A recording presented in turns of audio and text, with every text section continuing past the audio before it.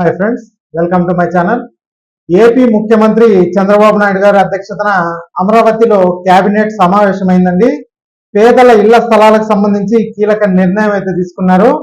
పేదలకు ప్రభుత్వం ఇచ్చిన ఇళ్ల స్థలాలను 2 ఏళ్ల తర్వాత అమ్ముకోవచ్చని కూడా ఈ సమావేశం అయితే నిర్ణయించింది. ఉదాహరణకు 2024లో పేదలకు కేటాయించిన స్థలాలను అమ్ముకునేందుకు అవకాశం అయితే ఉంటుంది. ఈ నిర్ణయంతో లక్షలాది మంది పేదలకు ప్రయోజనం అయితే దక్కనుందండి.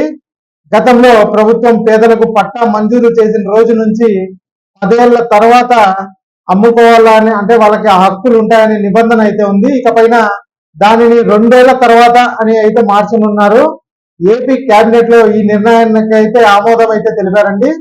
ఇక 2 ఏళ్ల తర్వాత మీకు ఇచ్చిన స్థలాలని ఒకవేళ అమ్ముకోదలుచుకున్నా, వేరే వాళ్ళ పేర్లకి ట్రాన్స్ఫర్ చేయదలిచిన 2 ఏళ్ల తర్వాత అయితే చేసుకోవచ్చు.